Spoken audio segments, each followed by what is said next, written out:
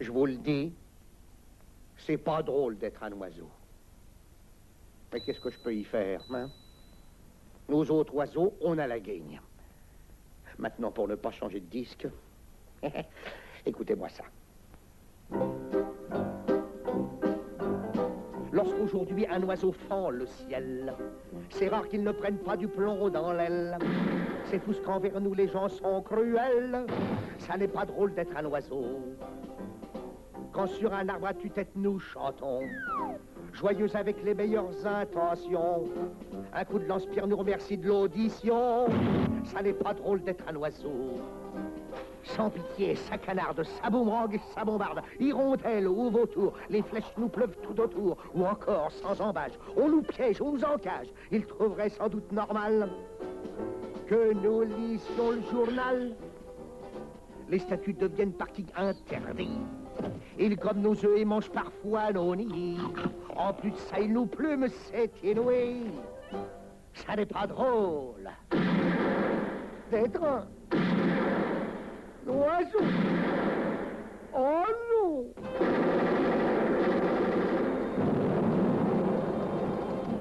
Ouais, on a vraiment la guigne, nous autres oiseaux. Au début, vous ne le croiriez pas, on était des poissons. Ah, c'est pas des blagues. On faisait partie d'un groupe préhistorique appelé les ostracodermes. Alors, petit à petit, on s'est transformé en lobes fins. On pouvait vivre à moitié dans l'eau et à moitié sur le sol. Pas mal de temps plus tard, il nous est venu des pattes. Alors, nous étions des tétrapodes. Quand nos pattes de derrière, elles ont grandi, on est devenus des técodontes. Et puis ensuite, en tant que proavis, on s'est vite mis à courir, à grimper, puis à sautiller comme des chefs, alors. Alors, un beau jour, il nous a poussé de jolies petites plumes tout ébouriffées. Et du coup, on se sentait des oiseaux, et même qu'on en avait l'air. On nous a appelés des Archéoptéryx. Après avoir connu quelques autres passages pas très drôles, on a fini par devenir ce magnifique spécimen emplumé, moi. Pour sûr, certains de mes parents ne sont pas devenus aussi jolis, mais malheureusement, on ne peut pas tous gagner au tiercé.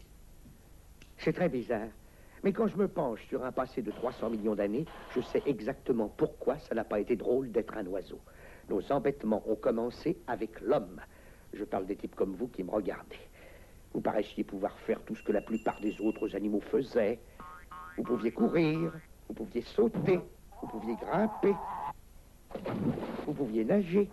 Vous croyez même pouvoir... Ah, ah, ah.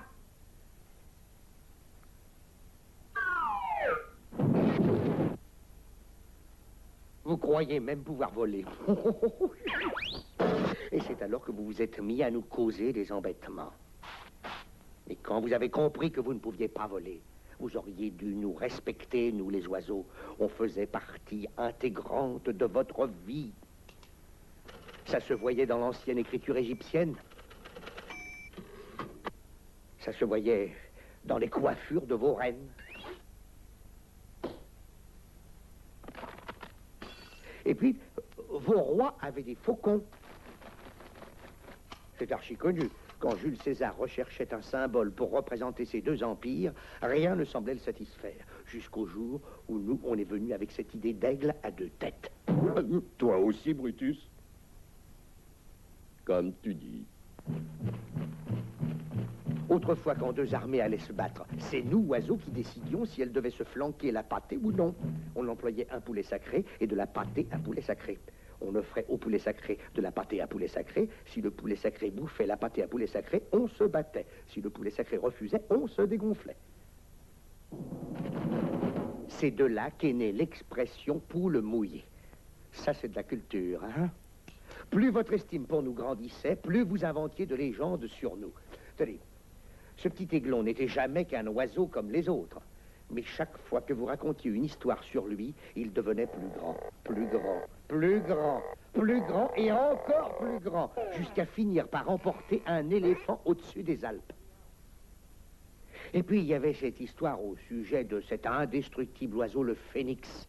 Vous prétendiez que si on le faisait brûler, de ses cendres renaissait un oiseau tout neuf. Un autre de vos mythes se rapportait à cette chose appelée une harpie. Elle avait un magnifique magnifique corps de vautour et une tête de femme du monde. Oh bon sang, quelle rigolade quand ce type nommé Icare se dit que pour voler, il n'avait qu'à se coller des ailes au bras avec un peu de cire. Ça marchait comme sur des roulettes, mais manque de bol, la chaleur du soleil a fait fondre ses ailes. Alors, vous les humains, vous vous êtes mis à faire des complexes. Vous vous êtes dit que puisque vous ne pouviez pas voler, il n'y avait qu'à confier le problème à vos dieux.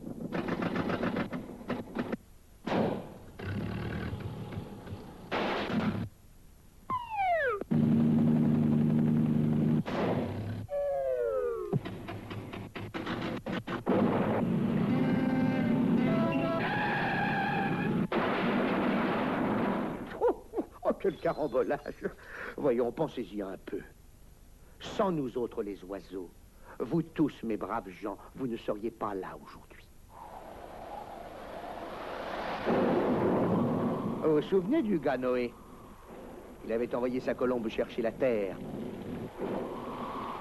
Quand l'oiseau est revenu avec un rameau d'olivier, Noé a su que c'était OK et qu'il pouvait sortir avec ses animaux 2 par 2. Les lions, les éléphants, les souris, les zèbres, les girafes, les mustangs, les oies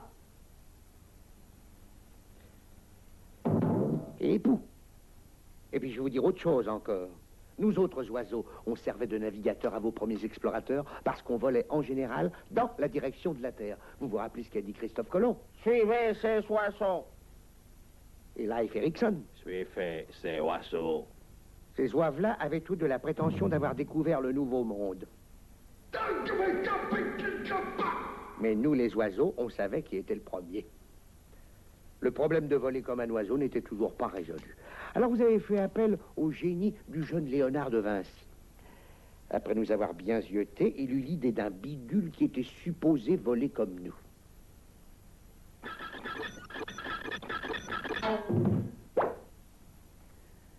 Vous voyez, même un génie ne pouvait pas piger comment on s'y prenait nous autres. Pour prouver l'importance que vous nous donniez à nous, les oiseaux, vous nous avez introduit dans votre vocabulaire quotidien. Déplumé, clouer le bec, attire-d'aile, crâne de piaf, canard boiteux, drôle d'oiseau, col de cygne, queue d'aronde. Vos possibilités littéraires laissaient également pas mal à désirer, jusqu'à ce que nous autres, nous vous fournissions ce qu'on nomme inspiration. Par exemple, c'était un fait bien connu qu'Edgar Poe avait quelques difficultés, jusqu'à ce qu'un certain corbeau vienne faire de lui un génie. Une fois, par un minuit lugubre, tandis que je peinais faible et fatigué, le corbeau dit « Jamais plus ». Et maintenant, venons-en à la musique. De quoi aurait l'air une chanson sans oiseau? Une chanson comme « Mon cœur est un oiseau en cage ». Ou la ballade des petits moineaux. Tweet, tweet, tweet, tweet, tweet. Quand le coucou chante le matin. Écoutez chanter l'oiseau, ma cœur. Quand au printemps reviennent les bisons.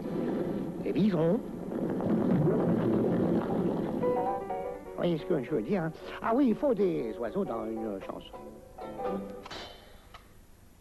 Pendant ce temps-là, l'homme s'était remis à sa planche à dessin, continuant à se creuser la tête pour savoir comment les oiseaux s'y prenaient pour quitter le sol.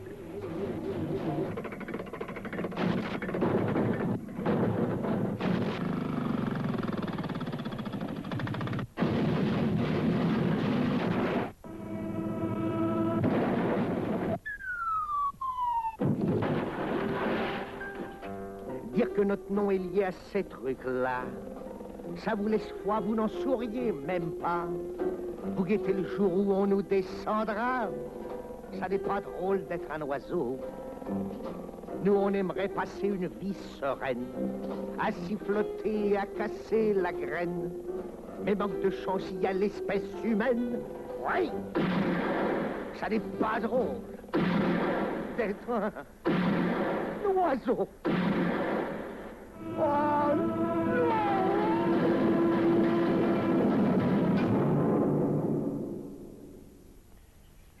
Si, elle est bonne, celle-là.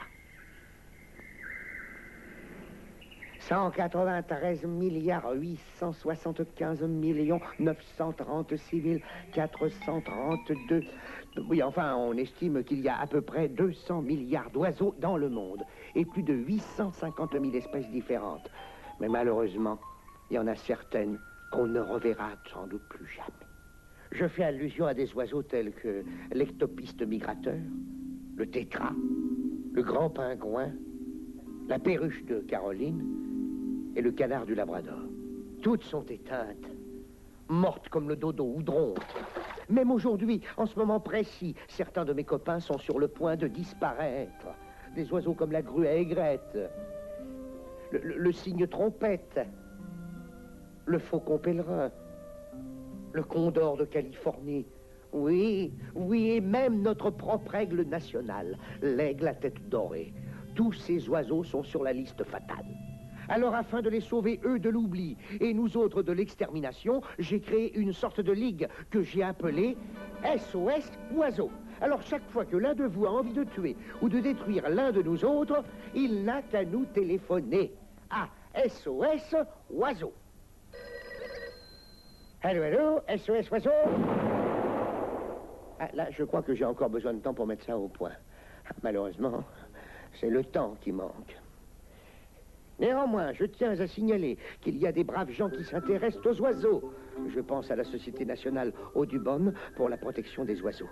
Dites donc, que diriez-vous d'une petite balade matinale pour aller observer quelques distingués amateurs d'oiseaux en plein travail?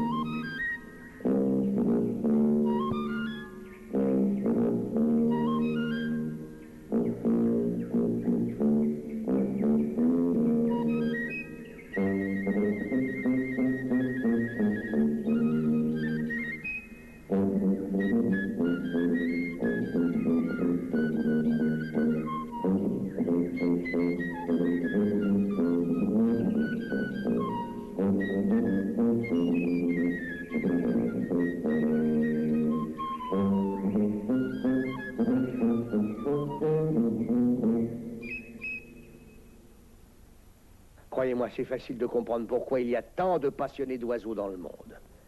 Mais moi, ce qui me tarabuste, c'est de voir un tas d'amateurs ne s'intéresser qu'aux types exotiques. Je pense aux oiseaux les plus spectaculaires, comme ce superbe héron, ou la ravissante aigrette blanche, ou le gracieux ibis rouge, ou l'élégante grue couronnée, et le paon orgueilleux. Bien sûr, tout le monde raffole de ces beaux oiseaux. Mais que fait-on des autres? De ceux qui ne sont pas aussi séduisants? Comme le busard. C'est parce que pour beaucoup de gens, le busard, ou urubu, est un oiseau très antipathique. Je sais, vous êtes tous prévenus contre mon pauvre et repoussant cousin, fripé, rougeau, avec son bec crochu.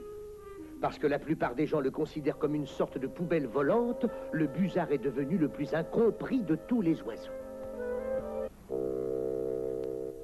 Mais croyez-moi, messieurs, dames, c'est pas drôle d'être un oiseau.